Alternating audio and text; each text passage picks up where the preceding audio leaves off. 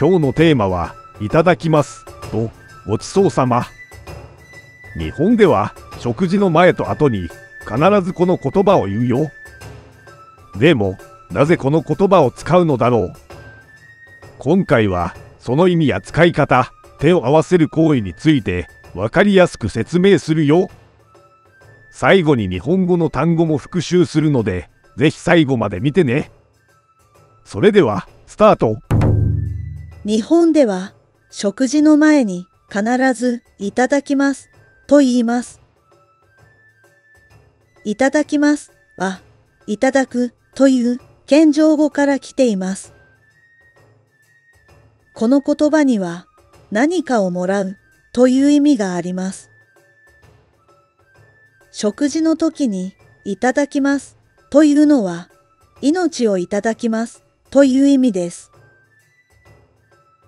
野菜や肉、魚など、私たちが食べるものは、すべて命があるもの。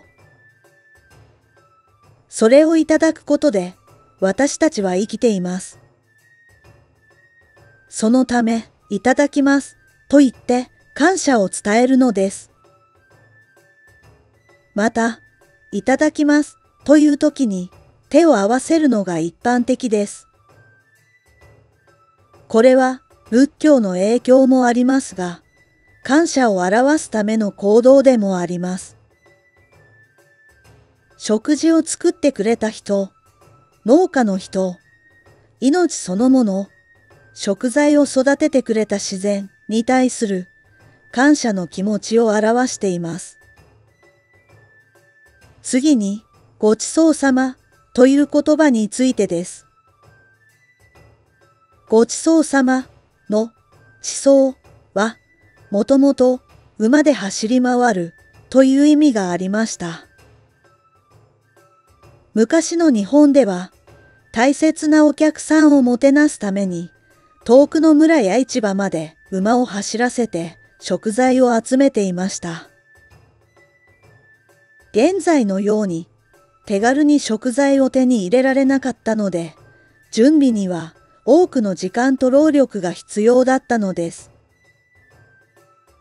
この様子から、思想はもてなしを意味するようになり、敬語のごをつけたごちそうはもてなしのための豪華な料理という意味になりました。食事の後にごちそうさまということで、料理を作ってくれた人や、食事に関わるすべての存在に対する感謝の気持ちを表します。他の国ではどうでしょうか。日本のいただきますやごちそうさまと似た表現は他の国にも少しだけあります。例えばフランスではボナペティという言葉を使います。ボナペティは美味しく食べてくださいという意味です。この言葉は自分が食事をしなくても食事をしている人に対して使えるのが特徴です。一方、日本のいただきますは自分が食べる前に言う言葉なので少し役割が違いますね。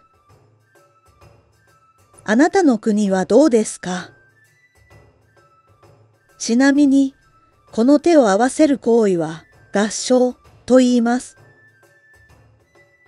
合掌は古代インドで始まり、仏教を通じてアジア各地に広まったジェスチャーです。インドでは右手が正常、左手が不浄とされてきました。右手と左手を合わせる合掌は、様々な違いを調和する姿を表しています。日本では食事の前後や仏壇の前、誰かに謝ったりお礼を言うときなど、日常生活で感謝や敬意を示す場面で手を合わせます。指を揃えて胸の前で手を合わせ、45度傾けるのが美しい合掌とされています。日本では食べること、は、命をいただく大切な行為と考えられているんだね。ぜひ、日本に行ったときは、いただきますと、ごちそうさまを使ってみてね。ここからは、出てきた単語の復習をしよう。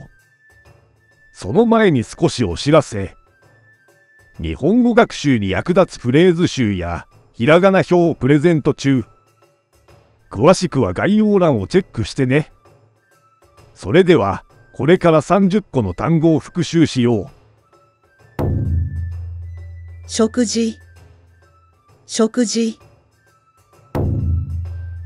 必ず、必ず。いただく、いただく。意味、意味。命、命。感謝、感謝。一般的、一般的。行動、行動。農家、農家。食材、食材。もともと、もともと。もてなす、もてなす。手軽に、手軽に。準備、準備。労力、労力。豪華、豪華。存在、存在。国、国。役割、役割。ちなみに、ちなみに。行為、行為。広まる、広まる。右手、右手。左手、左手。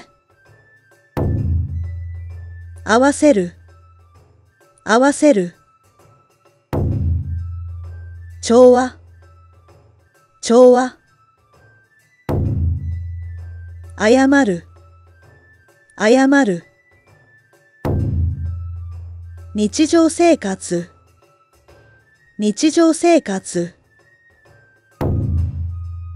揃える、揃える。ど、ど。お疲れ様でした。もう一度ビデオを見返して単語を覚えられたかチェックしてみてね。いいねボタンとチャンネル登録よろしくね。最後まで見てくれてありがとう。それではまたね。